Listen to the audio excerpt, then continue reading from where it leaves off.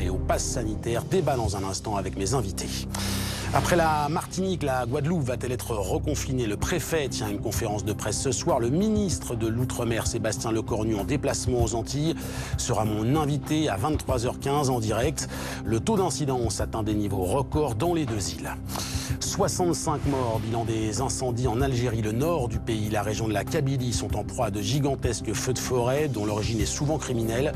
Parmi les victimes, 28 militaires qui tentaient d'évacuer des civils.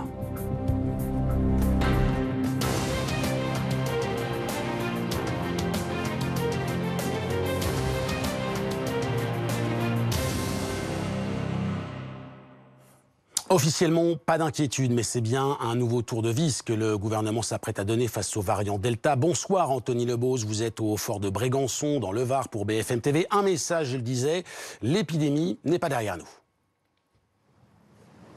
Et pour bien ancrer ce message, Ronald, un conseil de défense sanitaire et un conseil des ministres exceptionnels se sont tenus aujourd'hui depuis le fort de Brégançon. La situation n'est pas toujours stable, elle est... Excusez-moi, la situation est encore très compliquée sur le front de l'épidémie et donc, en l'occurrence, des décisions prises ont été importantes. D'abord, le renforcement des contrôles aux frontières. 100% des voyageurs en provenance des pays à risque vont être contrôlés à l'aide de tests antigéniques. Aussi, le pass sanitaire sera appliqué dans les centres commerciaux de plus de 20 000 m², dans les départements où le taux d'incidence atteint au moins 200 cas pour 100 000 habitants, par exemple le Var ou encore la Seine-Saint-Denis. Et dans ces mêmes départements, les préfets doivent appliquer obligatoirement le port du masque dans les lieux soumis au pass sanitaire. Emmanuel Macron a appelé à la vigilance et à la vaccination. Je vous propose d'écouter le président de la République. Je voulais partager avec vous, la crise sanitaire n'est pas derrière nous, très clairement. Et j'ai eu l'occasion de le rappeler à plusieurs reprises, nous allons vivre pour encore plusieurs mois, nous le savons, avec ce virus. Voilà pourquoi j'attends de nous tous concentration, vigilance quant au bon déploiement de la vaccination, à la réactivité. Je remercie les ministres et les services de l'État, l'ensemble des responsables ici présents, de leur réactivité et leur engagement, quelle que soit la période.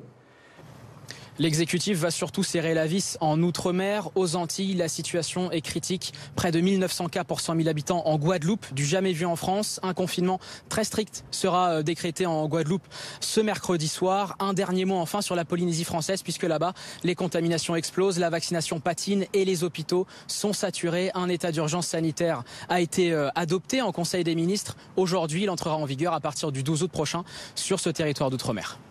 Merci beaucoup Anthony pour ces précisions en direct avec Vincent Gauthier pour BFM TV. Sur le plateau de BFM Soir, Marion Pariset, bonsoir. Bonsoir. Vous êtes secrétaire générale et fondatrice du think tank Le Millénaire. Jean-Paul Hamon, le président d'honneur de la Fédération des médecins de France, sera avec nous dans un instant. Avant cela, le volet politique. Est-ce qu'on peut parler de changement de ton ? On sent bien que c'est plus dur, qu'officiellement on ne s'inquiète pas, mais qu'on prend des mesures de plus en plus coercitives. On a un ton surtout qui se fait plus ferme, sans être forcément plus dur, parce que depuis le début de la crise, le gouvernement est assez marqué dans sa communication par justement des phrases parfois qui sont un peu malheureuses et qui sont mal reçues par une partie de la population. Là, on a un ton qui se calme, qui accorde certains allègements avec l'allongement du pass à 72 heures, mais globalement qui vient tendre à renforcer la crispation dans ce sens. Emmanuel Macron ne lâchera rien contre les antipasses. Il ira jusqu'au bout parce qu'il doit aujourd'hui obtenir l'immunité collective avant l'automne pour ne pas louper la rentrée. Mais ce que vous nous dites, c'est un paradoxe, c'est-à-dire que le ton se calme et qu'en même temps les mesures se durcissent. Donc comment ça peut passer dans l'opinion? Ça peut passer pour une façon d'endormir les opposants plutôt que de les affronter de face?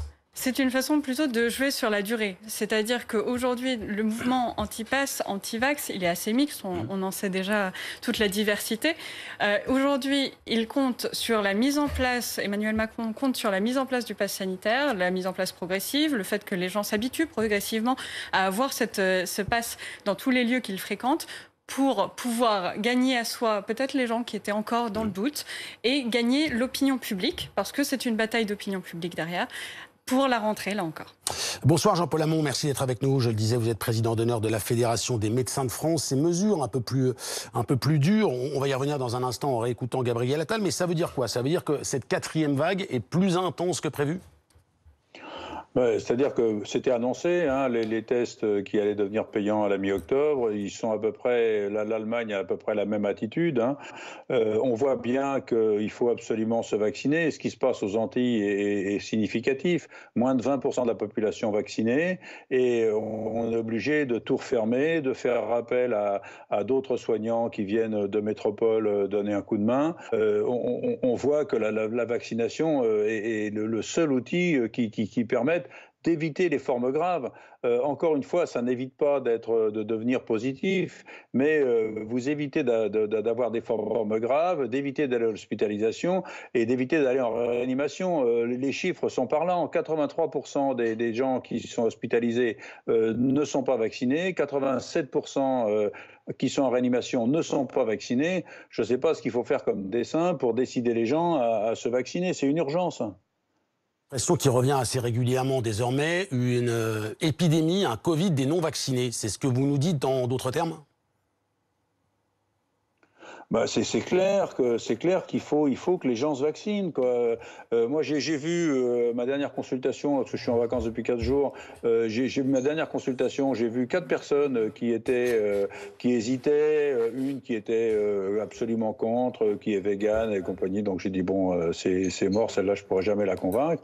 Mais les 3 autres, j'ai pu discuter avec eux, j'en ai même vacciné une parce que depuis peu, on dispose de vaccins dans nos cabinets, on a du Moderna dans nos cabinets et on peut vacciner les gens. Donc on voit bien que si on peut discuter avec les gens, si on dispose de vaccins, vous savez, le dernier jour, j'ai vacciné 10 personnes dans mon cabinet qui n'étaient pas prévues. Si les 30 000 ou 40 000 médecins généralistes qui sont encore au travail vaccinent 10 personnes par jour dans leur cabinet, vous savez, ça fait 300 000 ou 400 000 personnes par jour, c'est pas rien. On peut gagner cette course contre la montre, et il faut absolument qu'on vaccine les gens avant le mois de septembre, parce que si on n'atteint pas cette immunité collective avant le mois de septembre, on va recommencer à confiner, on va recommencer à vivre ce qu'on a vécu. C'est absolument insupportable à imaginer. Marino Pariset, ce que nous dit Jean-Paul Hamon, c'est que la pédagogie peut encore fonctionner. Le problème, c'est que la pédagogie, quand c'est l'Élysée qui l'a fait, ça passe a priori désormais moins bien que quand ce sont des médecins. Alors, ça passe pour une certaine partie de la population, et même Emmanuel Macron, dans ses initiatives pour s'adresser aux jeunes, de recourir aux réseaux sociaux, à TikTok, à Instagram, il arrive à parler à une certaine partie de la population. Mais il est vrai que ça ne représente pas la totalité de la partie de la population qui, aujourd'hui, est encore plutôt réfractaire, ou en tout cas émet encore des doutes vis-à-vis de la vaccination. On parle là des jeunes plutôt éduqués, alors que, justement, la vaccination, elle est problématique, notamment chez toutes les populations qui vivent loin des métropoles, en ruralité, les populations qui sont moins riches, moins éduquées. Et là, on a besoin d'acteurs de terrain qui viennent relayer la parole publique, qui viennent rassurer et répondre à toutes les questions pour justement dépasser les derniers obstacles. Alors ça, ce sont pour les mots d'Emmanuel Macron ce matin. On va écouter d'autres mots, d'autres propos, ceux du porte-parole du gouvernement, Gabriel Attal, qui a lui précisé les mesures décrétées ce matin. Nous avons décidé ce matin d'acter la fin de la gratuité des tests hors prescription médicale. Elle devrait entrer en vigueur à la mi-octobre. Un test ne protège pas. Un test n'est pas un vaccin de substitution. Multiplier les tests tous les jours ou toutes les semaines ne remplace pas le fait de se vacciner. Et à un moment donné, vous avez indiqué vous-même que c'était le cas chez un certain nombre de nos voisins, il faut prendre la décision de rendre les tests payants, évidemment en dehors des prescriptions médicales qui permettront de garantir que pour des raisons sanitaires impérieuses, les tests pourront continuer à être pris en charge par la sécurité sociale. Jean-Paul Hamon, ça ressemble de nouveau, on a vu ce débat ensemble et séparément au moment des annonces sur le pass sanitaire, mais ça ressemble à une contrainte supplémentaire pour provoquer la vaccination. Vous qui préconisiez la pédagogie et ça fonctionne chez vous, est-ce que c'est la bonne façon de faire? Est-ce que c'est la dernière façon de faire? C'est la dernière façon de faire, parce qu'on voit bien que là, on commence à atteindre le plafond. Hein. Il y a des gens qui sont déterminés, il y a des gens qui sont vaccinés mais qui sont opposés au pass sanitaire. Et à propos du pass sanitaire, j'aimerais bien que le gouvernement et la sécurité sociale fassent un peu d'effort, parce que pour obtenir un pass sanitaire ou pour obtenir une un certificat de consolidation, vous savez, de guérison pour des gens qui ont eu la Covid, c'est extrêmement difficile. J'ai vu des gens qui sont venus de Singapour, des jeunes que je connais, qui ont été vaccinés, qui m'ont présenté leur lot, etc. Ça a été impossible pour moi de faire de délivrer, de pouvoir leur obtenir un QR code normalement. Donc il a fallu que je dise que c'est moi qui les avais vaccinés avec ces lots-là. Et puis j'ai eu une autre personne qui sort de l'animation depuis un mois, qui a eu la Covid, qui a des anticorps au plafond. On ne peut pas le vacciner avant encore un mois et demi. Je n'ai pas pu lui faire son certificat parce que sur le site, je n'ai pas pu obtenir ça. Donc entre ça et donc j'ai dû lui dire on va vous vacciner au mois de septembre, et je lui ai fait un certificat comme quoi sa vaccination était terminée. C'est un type en qui j'ai confiance, que je connais depuis longtemps, donc il viendra se faire vacciner. Mais on voit bien qu'on est en train de faire des acrobaties pour que les gens obtiennent leur passe sanitaire, sans compter que la Caisse d'assurance maladie, qui devait nous donner la liste des personnes non vaccinées, nous a foutu une liste qui est vraiment inutilisable, avec notamment, j'ai passé une demi-heure à regarder les 521 noms. Sur les 521 noms, il y avait 52 gamins de moins de 12 ans qui n'étaient pas éligibles. Et naturellement, je ne connaissais pas les noms des gens qui étaient à 100%, donc les gens à risque qui ne sont pas encore vaccinés, parce que c'est ceux-là qu'il faut vacciner impérativement. Donc il y a des efforts à faire. Marion, il y a des efforts à faire, et c'est un peu le fil rouge, malheureusement, depuis le début de cette épidémie, les problématiques politiques pour certains, mais les problématiques logistiques, d'organisation, les problématiques administratives qui rattrapent systématiquement le gouvernement dès qu'il y a de nouvelles mesures, quelles qu'elles soient.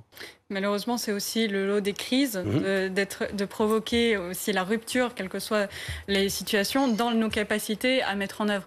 Là où je pense qu'on a eu des difficultés, et aussi là où le pass a été très mal accueilli, c'est qu'Emmanuel Macron avait annoncé que l'été serait libre et qu'on pourrait enfin profiter d'un peu de liberté. La vie d'avant, comment Voilà, la vie d'avant.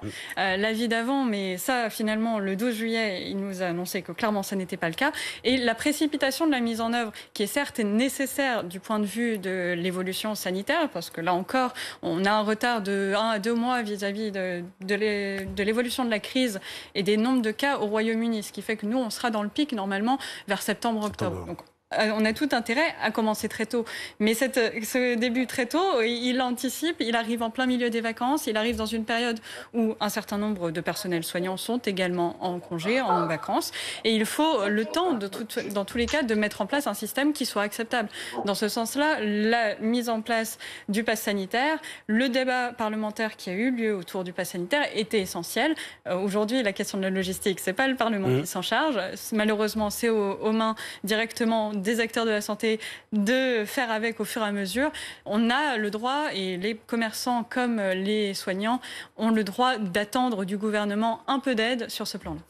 On va s'intéresser à la situation plus précisément sur le terrain avant de poursuivre les échanges en plateau avec le docteur Hamon. Bonsoir Jean-Jacques Morfoas, merci d'être avec nous. Vous êtes le directeur général adjoint de l'Agence régionale de santé d'Occitanie. Avant d'en venir précisément à la situation dans cette région, quelle est votre réaction aux annonces de Gabriel Attal ce midi?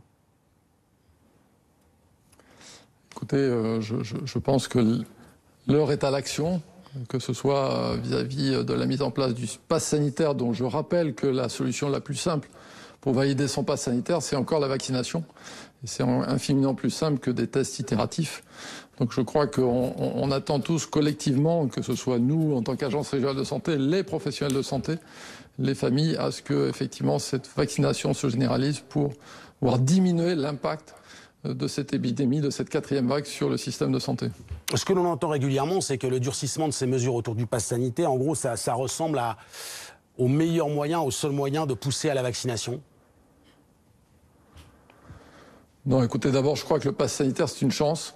C'est une chance pour concilier ce qui était très difficile, inimaginable il y a encore un an, c'est-à-dire de lutter contre l'épidémie tout en maintenant un certain nombre d'activités et d'éviter de restreindre nos libertés. Donc ce que l'on appelait nos souhaits il y a un an, il n'y a aucune raison aujourd'hui de le remettre en cause, même si ce n'est pas simple, même si ça génère des difficultés.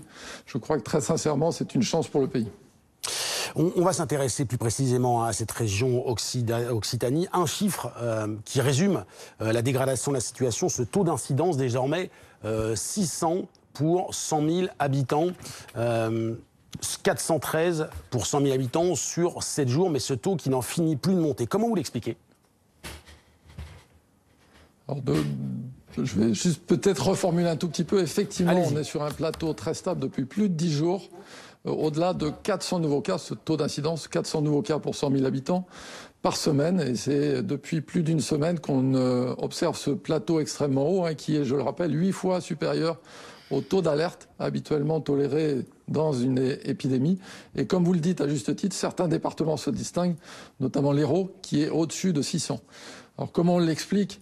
On l'explique d'une part, effectivement, sans doute par l'activité estivale, puisqu'on est une zone extrêmement attractive durant l'été, avec un drainage de population très important. Et ce que l'on observe en Occitanie, vous le savez, on l'observe aussi en région PACA ou en Corse, du fait de l'afflux de population, du fait aussi sans doute de, je dirais, plus de légèreté, malheureusement, dans le respect des gestes barrières et de la distanciation sociale.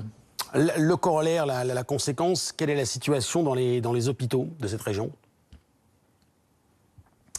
Alors la situation est extrêmement inquiétante dans les hôpitaux. L'Agence régionale de santé a publié un bulletin d'alerte hier en signalant d'ailleurs qu'on commençait les premières évacuations sanitaires hors de la région Occitanie. On a commencé dès hier, on a continué aujourd'hui, on continuera demain.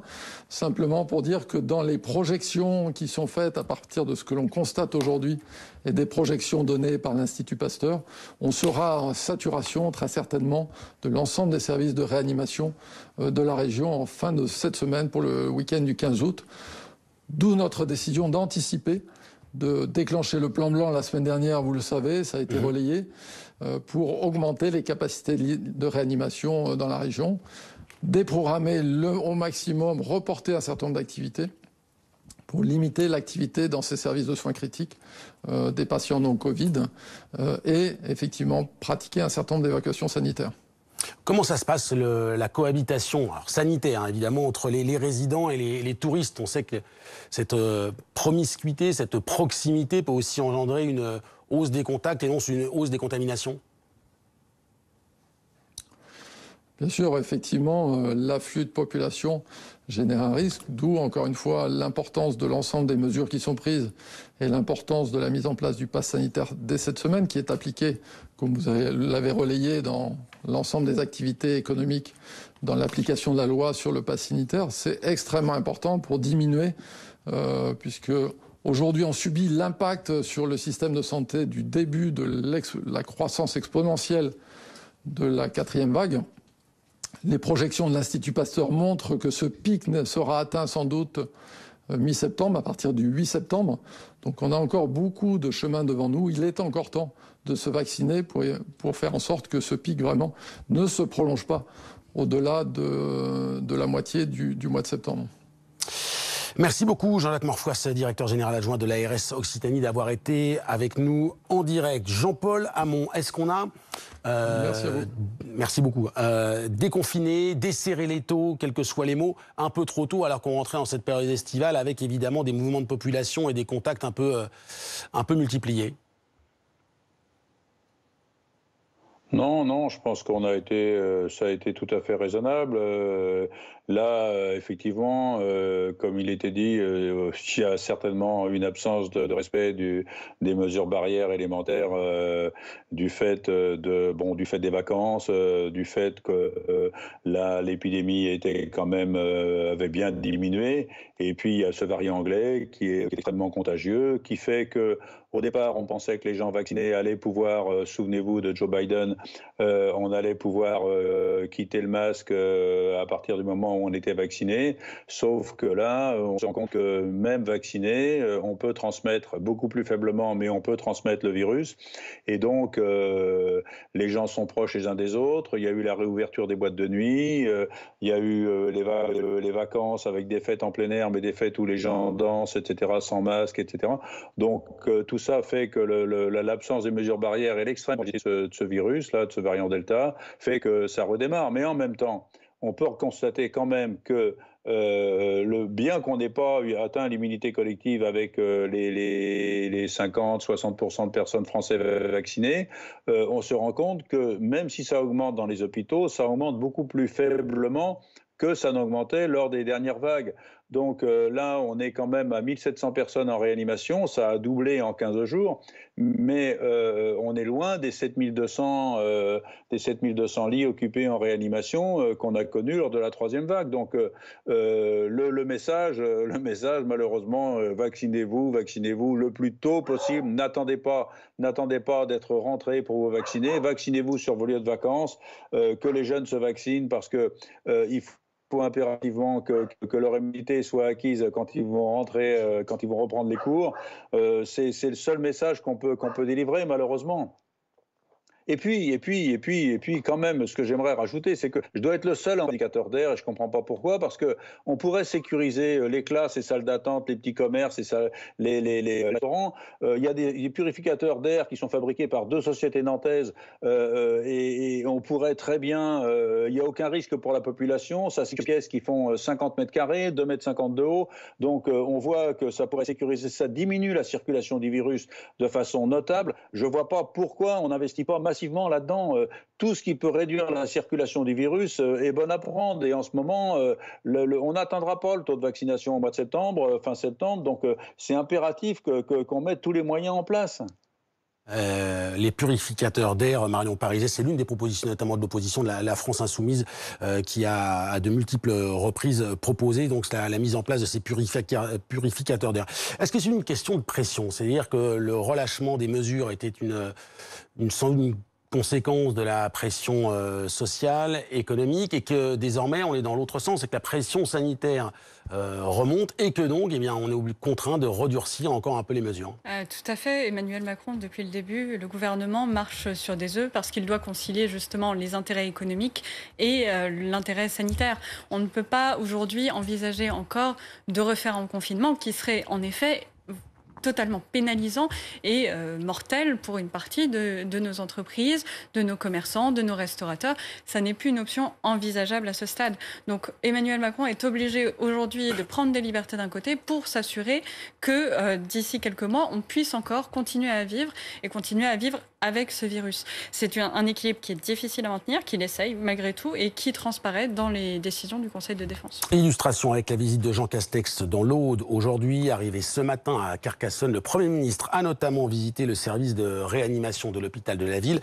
Et vous allez le voir, il a également été assez sèchement interpellé par une passante sur le volet économique de la crise. Vous tuez la France, monsieur, vous tuez la France. Et les commerçants, vous tuez. Et vous tuez aussi tous les artisans qui sont en train de mourir. Voilà ce que vous faites. Je crois pas, et en plus, vous paradez, alors que tout le monde là, on est traités comme des chiens. C'est pas vrai. Si, c'est vrai. D'abord, je n'ai que personne. C'est ça. J'essaie de les sauver. J'en essaie de les sauver. Non. Si, madame. Si, Je ne pense pas. Eh bien, je pense que vous vous trompez. Demandez aux restaurateurs ici. Mais j'en viens, je viens d'en voir, vous voulez qu'on aille les revoir? Essayer de survivre. Parce que les gens ne peuvent plus venir. On peut quand même manger sur une terrasse sans pour autant infecter qui que ce soit, je crois. Qu'on soit vacciné ou pas. Mais non. Et de toute façon, votre vaccin, c'est pas un vaccin. Marion Pariset, ce qui est frappant, on va revenir sur les mots qui sont employés par cette passante. Ce qui est frappant, c'est que le gouvernement, lui, a le sentiment, ou en tout cas affiche ce cinéma, qu'il a fait ce que quasiment aucun autre gouvernement à l'étranger a fait. Le fameux quoi qu'il en coûte, les milliards, le chômage partiel, toutes ces mesures. Et visiblement, pour une certaine partie de la population, ça n'imprime pas ou ça n'imprime plus. Il faut comprendre que les restaurateurs, les commerçants, aujourd'hui sont dans une période charnière également, parce que jusqu'à récemment, le Conseil de défense avait aussi devait statuer sur ces points-là. Les aides économiques qui leur étaient adressées devaient prendre fin, en principe, fin août. Aujourd'hui, en plus, on leur demande plus d'efforts sur l'accueil de leur public en général, et un effort qui a un coût pour eux, en plus d'amener potentiellement une réduction de leur public. C'est un équilibre qui est difficile à maintenir, mais surtout, ce que je veux rappeler, c'est que malgré les craintes de ces commerçants de tuer les commerces, aujourd'hui, on a encore plusieurs millions de personnes avec des comorbidités qui ne sont pas vaccinées. Le compte était à 5 millions il y a quelques semaines. Il a peut-être un peu évolué, mais on reste quand même à plusieurs millions. Si ces personnes-là, avec la contagiosité du virus, du variant Delta, si ces personnes-là se retrouvent à être contaminées, ce sont suffisamment de personnes pour venir totalement emboliser notre système sanitaire et là conduire à une nouvelle crise sanitaire telle qu'on l'a pu la connaître précédemment. C'est ce que veut éviter à tout prix le gouvernement. Et pour cela, il est obligé de, là encore, faire du en même temps. Jean-Paul Hamon, je ne sais pas si vous aviez la meilleure qualité sonore pour entendre, mais ce qui était aussi intéressant dans ces échanges entre Jean Castex et cette passante, c'est qu'il y a le volet économique, vous avez tué les artisans, les commerçants, et elle conclut en disant « votre vaccin n'est pas un vaccin ». Il y a cette opposition, ce sentiment que pour certains, peut-être... Vous avez entendu. Quel est votre sentiment par rapport à ce type de propos ? Non, mais ça, c'est exactement les propos des anti-vax. Le vaccin, c'est un vaccin. Il a respecté les 3 phases. Il est actuellement en surveillance. On surveille absolument. Il y a jamais un médicament n'a été aussi surveillé que ce vaccin. Irène Frachon, qui n'est pas soupçonnable d'avoir des conflits d'intérêts avec l'industrie pharmaceutique, a dit elle-même que ce vaccin avait été fait dans des conditions tout à fait en respectant tout à fait les procédures. Dès qu'il y a un effet secondaire, tout le monde le sait. Franchement, ce vaccin, c'est un vaccin et ça protège. Il faut répéter, le dire à cette femme qui n'a pas entendu certainement que 87% des gens qui sont en réanimation ne sont pas vaccinés. Donc vraiment, je ne sais pas ce qu'il faut dire et répéter pour que les gens réalisent que c'est quelque chose d'efficace qu'il faut faire et qui va protéger justement d'un quatrième confinement qui serait un désastre à la fois pour le moral des jeunes qui, là, on ne l'a pas assez dit, mais et je pense que quand le président a décidé de ne pas reconfiner alors que tous les médecins le voulaient, il a tenu compte du moral des Français parce que nous, on le constatait dans nos cabinets que les gens étaient de plus en plus déprimés et qu'il y avait beaucoup de jeunes qui étaient complètement déprimés de ne pas pouvoir vivre une vie normale à leur âge et des étudiants qui travaillaient en Zoom, en visioconf depuis des mois, eux aussi n'avaient pas le sentiment de vivre une vie correcte, et sans compter que les gens qui ne voyaient plus leur famille, etc. Il y avait un taux de dépression qui était très important. Donc il a eu raison de ne pas confiner, de la même façon qu'il a eu raison de sortir le bâton quand il a dit le 12 juillet qu'il fallait qu'on se vaccine. Et d'ailleurs, il y a eu un rebond incontestablement des vaccinations à partir du moment où le président a parlé. Donc je ne suis pas spécialement pro-Macron, mais j'aimerais bien aussi quand rappeler ce que j'entendais aussi sur les 5 millions de personnes qui sont à risque, qui ne sont pas vaccinées, que la Sécu fasse son boulot, qu'elle nous donne la liste des gens, parce qu'on ne peut pas savoir qui est vacciné, qui ne l'est pas. Il n'y a que la Caisse d'assurance maladie qui le sait, parce qu'on a vacciné dans nos cabinets. Certes, moi je connais les 300 personnes que j'ai vaccinées, j'en ai vacciné dans des centres, mais ils ont été vaccinés dans des centres, dans les pharmacies, par les infirmières, etc. On ne sait pas qui est vacciné et qui ne l'est pas, et il faut absolument qu'on le sache rapidement pour justement les cibler et pouvoir les vacciner. Marion Pariset, ce qui est frappant dans cette séquence, c'est qu'il y a le mélange des genres, et ce n'est pas un jugement, mais il y a le mélange des genres entre le politique, l'économique et le sanitaire. Ce qu'on parle des choix politiques du gouvernement, des choix économiques, mais aussi on remet en cause le vaccin, et il y a cette espèce d'amalgame qui fait que on a désormais le sentiment que pour une partie de la population, même si c'est une minorité, de toute façon, on n'arrivera pas à les convaincre de se faire vacciner. Et là où ce que vous dites est particulièrement intéressant, c'est que le pass sanitaire, plus que les autres mesures qu'on a eues jusqu'à maintenant pour lutter contre le Covid, est devenu une mesure particulièrement politique. Le confinement n'avait pas amené à des manifestations telles, les couvre-feux non plus. Aujourd'hui, le pass sanitaire soulève beaucoup de crispations, déjà parce qu'il arrive à une période où l'ensemble des mouvements sociaux avaient été un peu mis sous une chape de plomb du fait des restrictions, déjà de base, et parce qu'il vient dans une période, il vient toucher à quelque chose qui est profond au niveau de la culture française. C'est pas uniquement la question de liberté, mais la question de rupture d'égalité. C'est le risque de créer une France des vaccinés et des non-vaccinés. Aujourd'hui, ce qu'il faut pour lutter contre ça, c'est pas simplement de vacciner les gens et d'avoir un message du haut en bas et une imposition, mais vraiment une pédagogie, de rétablir les faits. Monsieur l'a dit, c'est rétablir les faits sur ce qu'est le vaccin, les chiffres exacts, les chiffres aussi concernant les effets secondaires, etc., pour rassurer au maximum la population. On a eu un changement changement un changement. Pour le moment, il est très léger dans l'opinion publique vis-à-vis des manifestations sur le pass sanitaire. On est à, il me semble, 36-37% qui aujourd'hui ont de la sympathie pour ces manifestations et une quinzaine de pourcents qui sont neutres. Même si cette quinzaine de pourcents est socialement similaire à ceux qui sont favorables au mouvement, aujourd'hui c'est significatif qu'ils se placent plutôt dans la neutralité plutôt que justement dans la sympathie. L'enjeu pour Emmanuel Macron va être de les faire basculer soit dans le positif, soit de les maintenir neutres pour que la mesure puisse durer et de faire grossir cette part de neutralité vis-à-vis de sa mesure. Et avec en finale, évidemment, l'immunité collective. Jean-Paul Hamon, une dernière question avant de vous libérer. Dans un instant, nous ferons un reportage dans ces centres de Covid, dépistage, vaccination qui subissent des agressions de toutes sortes. Comment, vous qui êtes président d'honneur de la Fédération des médecins de France, est-ce que vous avez des retours sur une forme de tension, de critique ou de menace à l'encontre des médecins? Non, pour les médecins, non, on n'a jamais eu enfin, moi, personnellement, j'ai jamais eu de menace, mais c'est vrai que dans les centres de vaccination, on a noté que autant au début, les gens étaient contents de se vacciner, autant après le 14 juillet, là, on a senti que les premières doses, les gens y venaient contraints et forcés, quoi. Il y avait vraiment une ambiance, enfin, de toute façon, il y a une très bonne ambiance dans les centres de vaccination parce que les gens sont soulagés de se faire vacciner, mais il y a quand même une part non négligeable là, qui se sentait la main forcée mais c'était pas du tout agressif, hein, mais vraiment on sentait que les types étaient moins heureux de se faire vacciner, quoi. Hein? On a bien compris le message. Merci beaucoup Jean-Paul Hamon d'avoir été avec nous en direct. Marion Pariset reste sur le plateau, je la retrouverai dans un instant. Ce contexte que l'on évoquait à l'origine d'un télégramme de Gérald Darmanin aujourd'hui au préfet, le ministre de l'Intérieur demande de la vigilance autour des centres de vaccination. Depuis la mi-juillet, une vingtaine de centres de vaccination et de dépistage ont en effet subi des dégradations ou des actes de vandalisme. Clément Gauvin, Alexia Prunier. C'est l'un des centres de vaccination frappés par des actes de vandalisme. Dans ce village, les murs du bâtiment ont été tagués par des messages anti-vaccins et les locaux inondés. Ce cas est loin d'être isolé.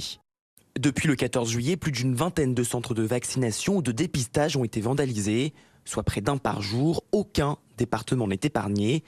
La plupart des sites saccagés et détériorés sont marqués par des références au nazisme, comme à Neuilly-Pompierre. Ce sont des gestes racistes, lâches, bon, c'est vraiment des dérapages et c'est abject. Mais c'est pas parce que ces gens-là sont contre le vaccin que les autres ne sont pas pour. Donc il faut respecter aussi la pensée des autres. Donc ce sont des gestes imbéciles. Certains sites ont aussi été incendiés. À Audincourt, la ligne d'électricité a été coupée. Les réfrigérateurs contenaient plus de 3000 doses de vaccins. Ils ont été privés d'électricité pendant plusieurs heures. Grâce aux images de vidéosurveillance, l'auteur des faits, un adolescent de 17 ans, a pu être interpellé dans le Doubs. Pour le reste, les services de police recherchent activement les responsables. Des plaintes ont été déposées à chaque fois. Aujourd'hui, dans un télégramme, le ministre de l'Intérieur demande au préfet de mobiliser policiers et gendarmes pour surveiller les centres de dépistage et de vaccination, ainsi que les pharmacies. Bonsoir Michel Jolivet, merci d'être avec nous en direct. Vous êtes le maire de Neuilly-Pompierre, c'est en l'Indre-et-Loire. Le centre de vaccination de votre commune a été tagué? Oui, absolument. Il y a environ 1 mois et demi. Quel type d'inscription, quel type de message figurait sur ce centre? Alors, c'est d'abord sur tous les panneaux directionnels que nous avions mis en place sur le territoire de notre commune, afin de diriger la patientèle vers le centre de vaccination. Et puis le barnum qui servait en entrée d'accueil parce que pour ne pas confiner les gens, nous avions installé un grand barnum de la communauté de communes de Gâtine-Racan pour accueillir tous les patients. Voilà.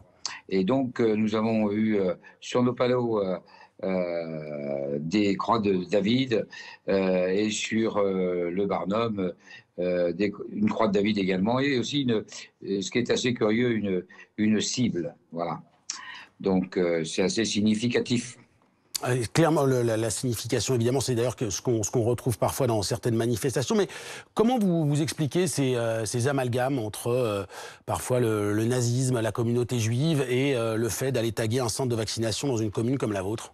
Je ne l'explique pas, bien évidemment, parce que il y a pas, pour moi, il n'y a pas de lien de cause à effet. Je vous l'ai dit ce matin, déjà lors de la première interview, il n'y a pas de lien de cause à effet entre la Shoah et le centre de vaccination.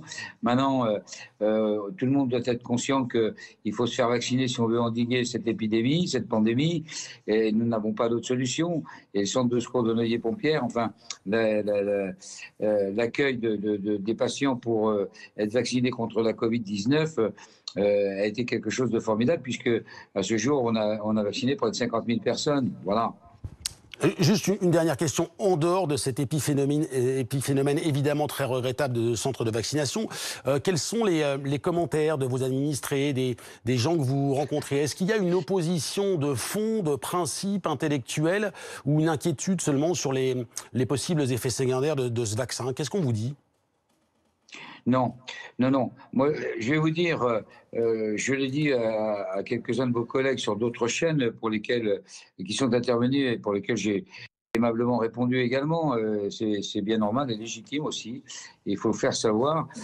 Pour le maire rural que je suis, et je suis sûr que tous mes collègues sont tout à fait d'accord avec moi, nous n'avons jamais connu ça. Moi, je ne suis même pas certain que les gens qui ont fait ça soient des gens du secteur d'abord. Donc, mais c'est contre peut-être le gouvernement, et ça, c'est pas bien. De toute façon, aujourd'hui, c'est pas une minorité qui peut décider de quelque chose. On a un président de la République, on a un ministre aussi de l'Intérieur qui gère, le ministre de la Santé qui gère tout ça. Eh bien, écoutez, c'est comme ça. C'est la démocratie. Et mes concitoyens, eux, comment ils ressentent? Eh bien, ils disent que c'est odieux, que c'est abject. Pourquoi des actes antisémites comme ça, racistes? Alors, pour eux, c'est lâche. Donc, bien sûr, c'est abject. Et puis, ce sont surtout des gestes imbéciles, je crois, qui ne sont pas censés, quoi. Bien évidemment. Alors, après, derrière ça a entraîné, bien sûr, pour notre commune, là encore, ce que je dirais, quelques dommages collatéraux, parce qu'il a fallu mettre tout le personnel technique au nettoyage de tous ces graffitis, et ça nous a pris beaucoup de temps, bien évidemment, mais il était important et impératif d'effacer tout ça.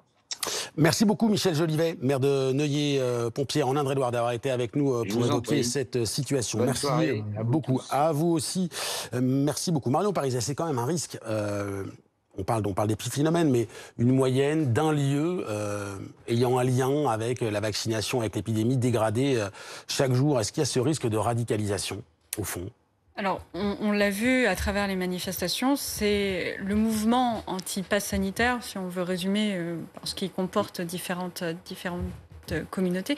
Ce mouvement, il est très hétérogène et de facto, il agrège aussi une partie d'extrémisme. Les notes du renseignement disaient bien qu'il y avait des extrêmes de gauche comme des extrêmes de droite qui étaient dans ces mouvements. C'est parfaitement honteux qu'on puisse de cette manière associer en plus des caractères antisémites à la question du vaccin. Mais globalement, c'est un phénomène qu'on a observé à chaque fois dans les manifestations, qu'il s'agisse des Gilets jaunes ou autres. C'est la part finalement anti-système, anti-Macron qui s'exprime à travers là. Et aussi, ça a un gros lien avec toutes les questions de complotisme. On sait que les notions de complotisme sont quand même assez fortes dans une partie de la population. En 2018, Jean Jaurès avait commandé une étude sur la question qui montrait que 17% de la population française était convaincue qu'il y avait un lien entre le ministère de la Santé et les industries pharmaceutiques pour cacher la nocivité des vaccins. Ça, c'était avant le Covid. Aujourd'hui, c'est ces parties-là qui ressortent. Et ces extrêmes, malheureusement, on ne peut pas les éviter, mais par contre, il faut les combattre. Mais on a le sentiment que jamais, alors peut-être parce que les réseaux sociaux sont aussi plus puissants que jamais, mais on a le sentiment que jamais, ou comme jamais depuis cette épidémie, ces thèses complotistes, ces mises en cause, ces critiques, ces références à une période très sombre de l'histoire mondiale, n'ont jamais été aussi prégnantes, visibles, assumées. C'est quand même c'est ce qui frappe parfois. Alors, les réseaux sociaux et la médiatisation donnent en plus une dimension plus grande au moindre acte qui est mené dans ce sens. Alors, c'est extrêmement bien de les dénoncer, de les montrer pour justement rappeler leur caractère. C'est le fait qu'ils aient cette vitrine-là, par contre, a aussi un effet inverse, qui est un effet, au contraire, peut-être agrégateur, congrégateur autour de ces dimensions-là, parce qu'ils rappellent malheureusement à l'ensemble des personnes qui exprimeraient peut-être en leur fort intérieur ces mêmes avis, qu'ils ne sont pas tout seuls, et facilitent aussi l'expression dans ce sens-là.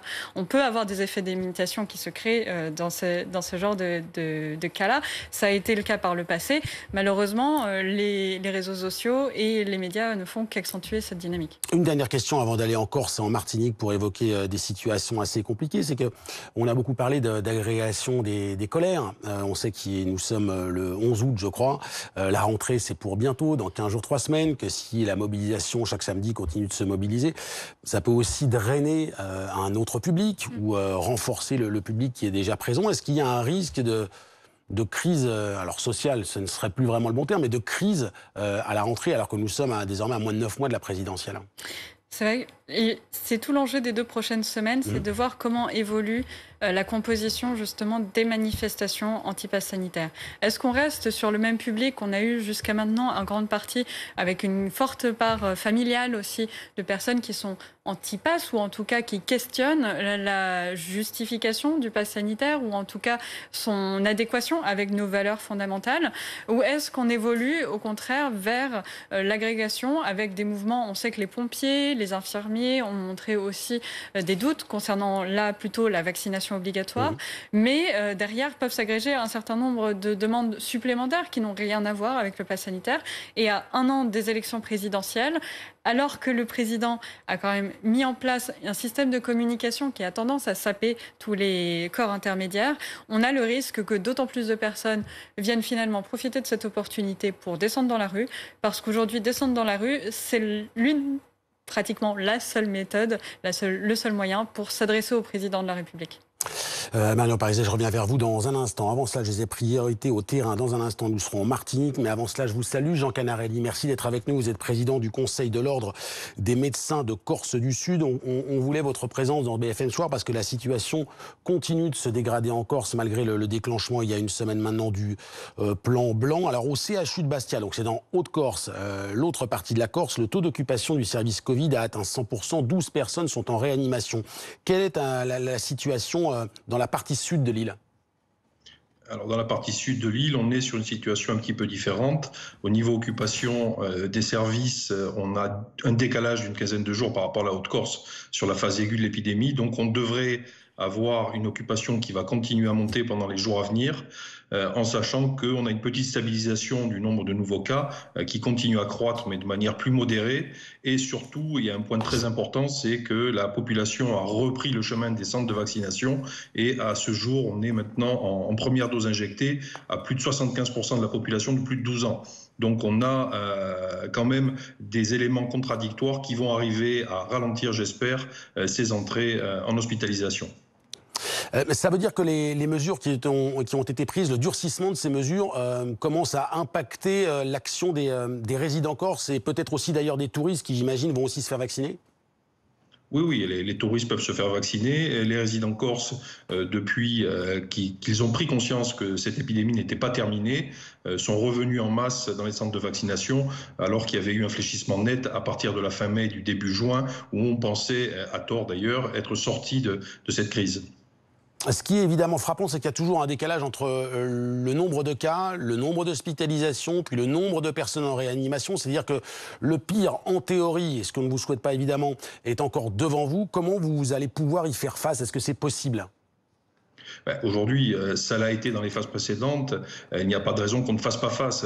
Alors on tombe sur une période très compliquée, une période estivale, avec les soignants qui avaient besoin de repos et qui ont commencé à en prendre. Et on les rappelle au fur et à mesure, à cause du plan blanc et du taux d'occupation. Donc on a une coopération publique-privée qui s'est remise en place comme les fois précédentes. Donc on a vraiment tout le monde qui s'aligne pour prendre en charge les patients. Mais c'est vrai qu'on aurait espéré un petit peu de répit. Malheureusement, le variant Delta ne nous l'a pas donné. Et évidemment, on vous souhaite le plus de répit le plus tôt possible en Corse. Merci beaucoup, Jean Canarelli, d'avoir été avec nous ce soir. J'accueille également Imad Kanso. Vous êtes infectiologue à l'hôpital Antoine Béclair de Clamart. Merci d'être avec nous. On voit, vous qui scrutez évidemment avec attention et votre expertise la carte de France, métropole et outre-mer, on voit de nombreux foyers d'infection avec des cas qui se multiplient. Et la question que je posais à mon invité il y a quelques instants, le nombre de cas, puis le nombre d'hospitalisations, puis le nombre de personnes en réanimation, puis le nombre de décès. Comment vous qualifiez, vous appréhendez ce que l'on appelle classiquement désormais la 4e vague? Oui, bonjour. Tout d'abord, vous voyez bien que la situation est assez différente selon les territoires. Donc, à commencer justement par le territoire sud et par le territoire outre-mer. Donc, c'est bien aussi des zones où la réticence à la vaccination, malheureusement, s'est fait sentir, et la preuve en est. Et donc, c'est vrai que, je parle notamment des Antilles, mais où le taux de vaccination est infiniment faible, pouvant expliquer parfaitement la situation actuelle. Malheureusement, il y a toujours un petit peu aussi des zones au niveau du sud de la métropole où il y a des réticences, il y a beaucoup d'opposition au pass sanitaire, à la vaccination, à ce qu'on impose ce genre de mesures sanitaires, en oubliant donc à ce moment-là l'aspect collectif, l'aspect santé publique. À titre individuel, les gens ne regardent pas ça, ne s'intéressent pas forcément, c'est pas un reproche, c'est naturel. La santé collective, ils ne sont pas préparés pour ça, ils regardent ce qui est autour d'eux et à titre individuel, leur situation. Donc ce que je veux dire par là, c'est que oui, les chiffres sont disparates et les chiffres sont aussi difficiles à analyser puisqu'on a actuellement un nombre de cas qui semble se stabiliser un petit peu, avec quand même une augmentation réelle, nette et définie et bien claire des hospitalisations. 80% au plus des patients non vaccinés sont en hospitalisation et en réanimation. Je vous invite à interviewer des personnes qui s'en sont sorties mais qui n'avaient pas voulu se faire vacciner et qui le regrettent une fois qu'ils ont eu ces formes graves de Covid. Donc il y a ces personnes, mais les chiffres sont différents et je reviens là-dessus. C'est parce qu'en fait, on a d'une part la détection des cas, donc ce n'est pas parce qu'on est infecté qu'on va développer des formes graves. Donc il peut y avoir des personnes avec une dose seulement de vaccination et ces personnes-là peuvent s'infecter et pas forcément développer la Covid modérée à grave. Ces personnes sont diagnostiquées comme étant positives.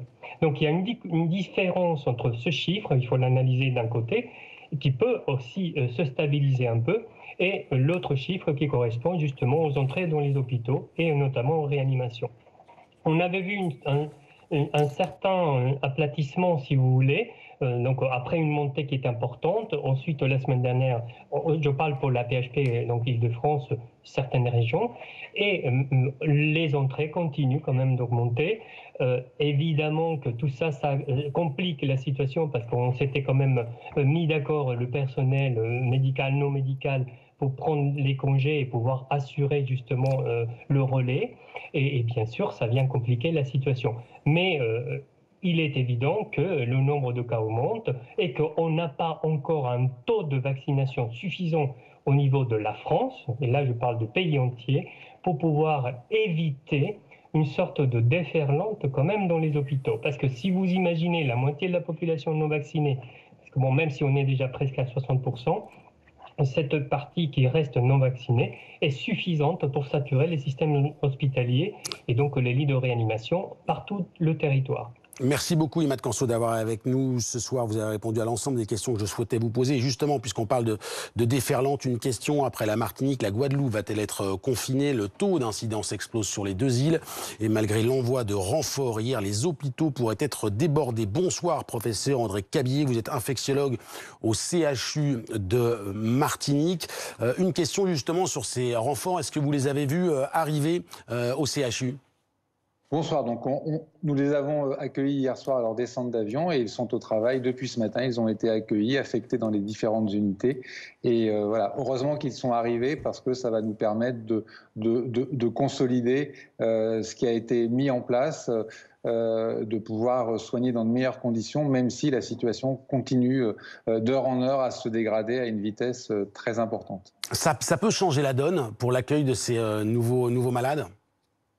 Alors, ça va nous renforcer, ça va nous permettre d'ouvrir quelques lits supplémentaires, mais vraiment ce matin, on est totalement débordé. On est dans une situation qu'on n'avait pas encore vue jusqu'à présent, c'est-à-dire que depuis hier soir, les patients sont pris en charge devant le service des urgences, dans les tentes, devant les tentes, sur leurs brancards, avec des bonbonnes d'oxygène. Et ça, c'est en continu comme ça. Et derrière ce service d'urgence, il y a 270 lits de médecine qui sont pleins. Il y a 65-70 lits maintenant de soins critiques qui sont pleins aussi. Donc on essaye de faire le plus de places possible. On va encore essayer de gagner quelques lits. Donc ces renforts étaient indispensables, mais insuffisants pour arriver à contenir cette vague qui nous submerge complètement aujourd'hui. Le confinement va-t-il vous aider à mieux travailler et à limiter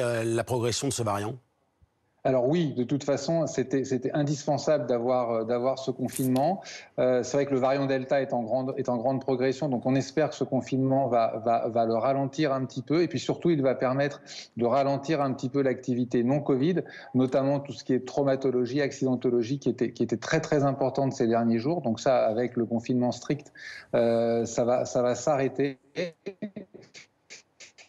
puis, je pense qu'on est épidémique. Et donc, on compte beaucoup sur ce confinement pour vraiment arriver, on l'espère dès que possible, au moins à passer ce pic pour les nouvelles contaminations. Mais on sait que derrière, on a plusieurs semaines, en tout cas au moins plusieurs jours, à continuer à avoir une activité, un impact hospitalier croissant.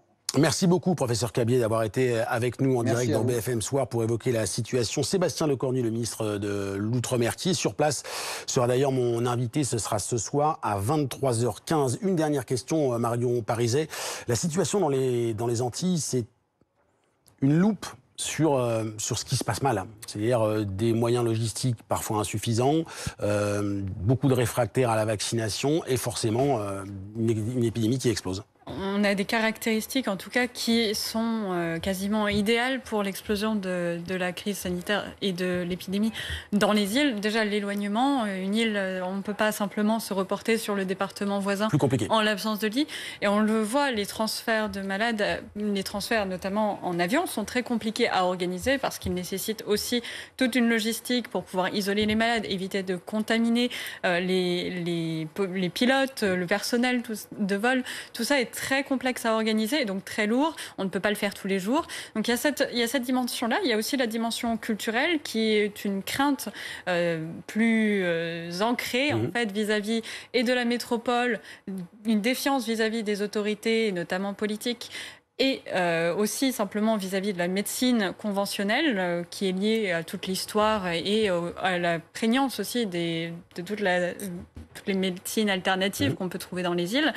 Mais ce qui est intéressant aussi de noter, c'est que ces îles, elles n'ont pas eu une première vague traumatisante. Non. Elles la connaissent en ce moment. Voilà, donc on peut aussi penser qu'il n'y a pas eu d'effet d'apprentissage de ce que c'était que d'avoir tous les hôpitaux saturés, de perdre des proches, d'avoir ces cas-là dans notre environnement.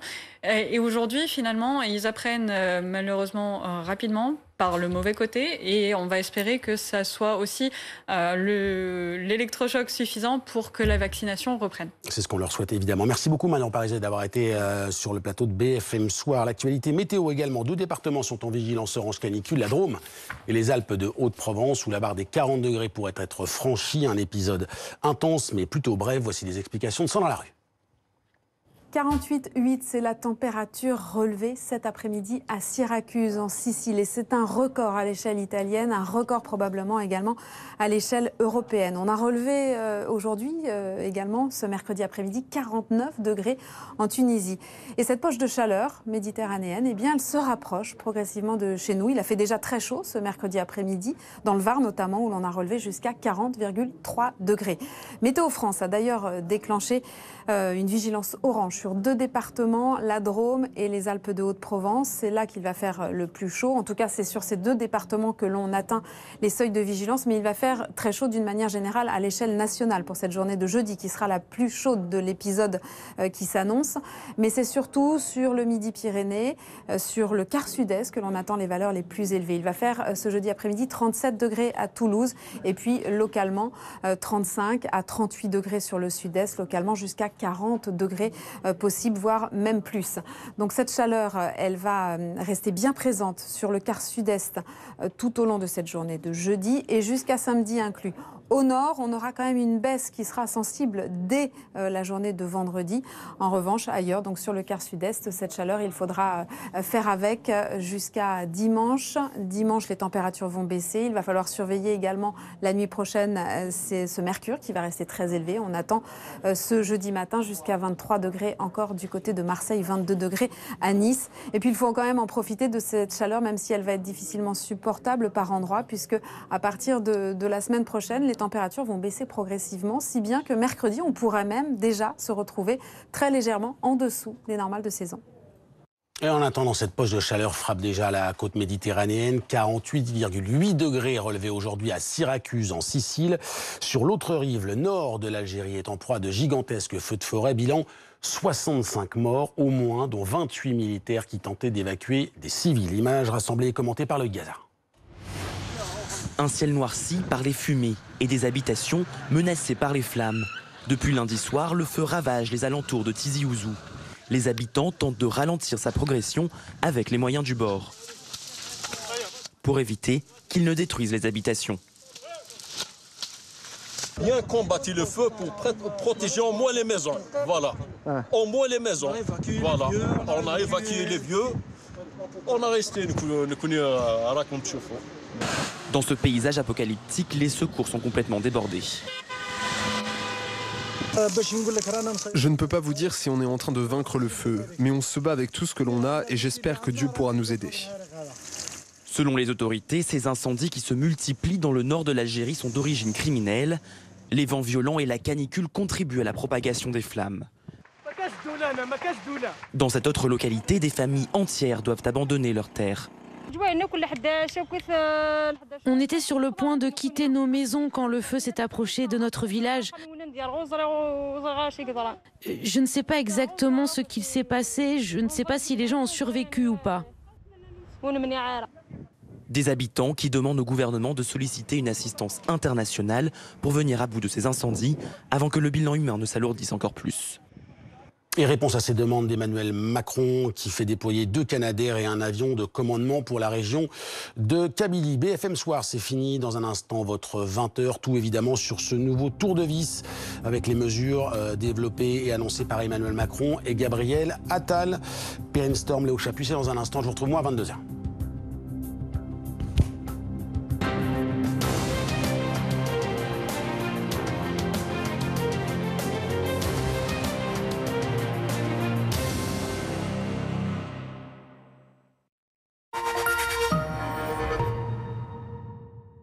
Emma, le lit design et élégant. Essayez-le pendant 100 nuits, livraison et retour gratuit. Dormez mieux, dormez heureux. Emma.fr.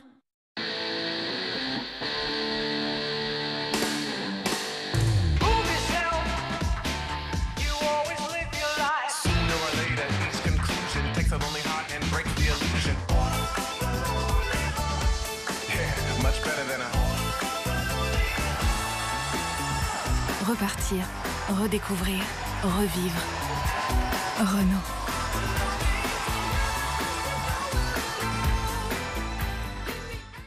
Collectionnez les voitures des plus grands champions du WRC, fidèles aux modèles originaux et découvrez leur histoire. Le numéro 1, la Ford Fiesta WRC de Sébastien Ogier, 9,99 € seulement.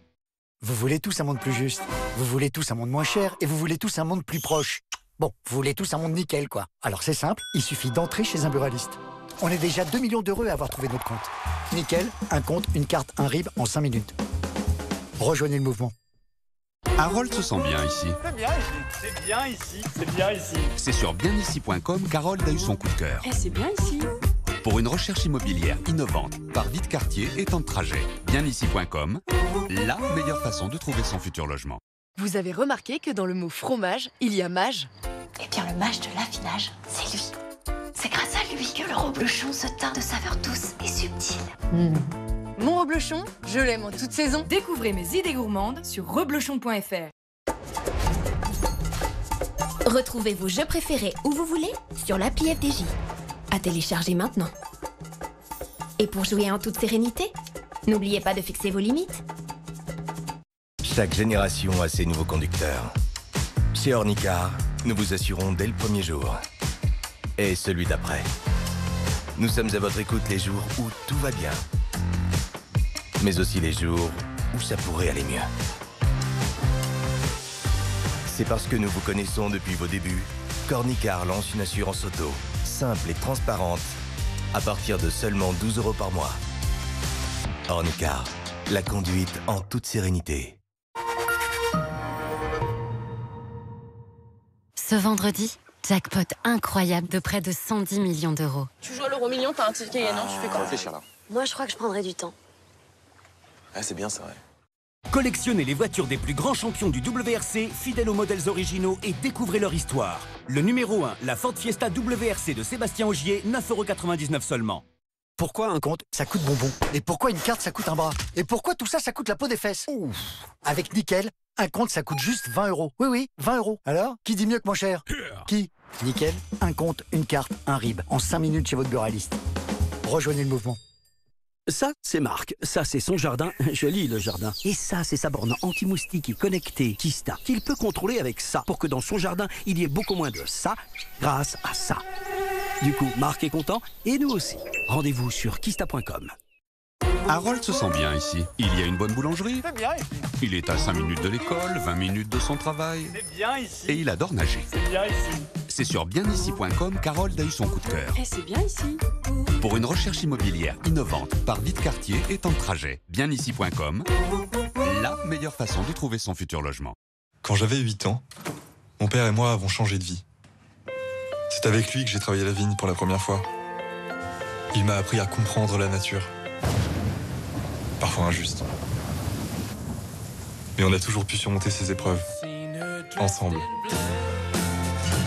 C'est ce que j'ai vécu avec mon père et les valeurs qu'il m'a transmises, qui m'ont fait choisir ce métier. Conseiller Groupama. Groupama, la vraie vie s'assure ici. Oui, tout à fait. Bien sûr.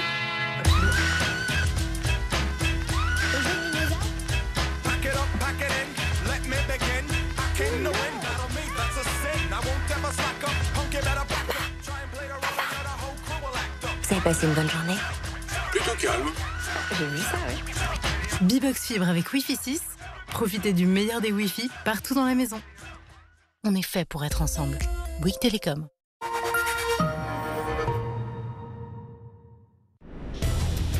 Il est presque 20 h sur BFM TV. Soyez les bienvenus. Bonsoir Perrine. Bonsoir Léo, bonsoir à tous. À la une de l'actualité ce soir, le gouvernement qui ajuste le tir face à l'épidémie avec de nouvelles restrictions qui sont annoncées alors que la situation ne s'améliore pas, voire se dégrade. L'accent est mis sur le vaccin et sur le port du masque. On va tout vous expliquer dans un instant. L'alerte rouge aux Antilles, la situation qualifiée de dramatique par les autorités. Après la Martinique, un confinement strict est décrété aussi en Guadeloupe. Le taux d'incidence là-bas s'envole avec plus de 1800 cas pour 100 000 habitants. Au moins 69 morts, c'est le dernier bilan des incendies en Algérie. Une cinquantaine de feux toujours en cours en Kabylie, des feux d'origine criminelle d'après le gouvernement. Emmanuel Macron dit la solidarité de la France et il annonce l'envoi de 3 avions, dont 2 Canadair. Et puis en Europe, le thermomètre qui s'affole, on a frôlé les 49 degrés en Sicile. Cette vague de chaleur débarque en France sans transition après des semaines automnales. Jusqu'à 40 degrés attendus demain dans le sud-est, la Drôme et les Alpes de Haute-Provence en vigilance canicule.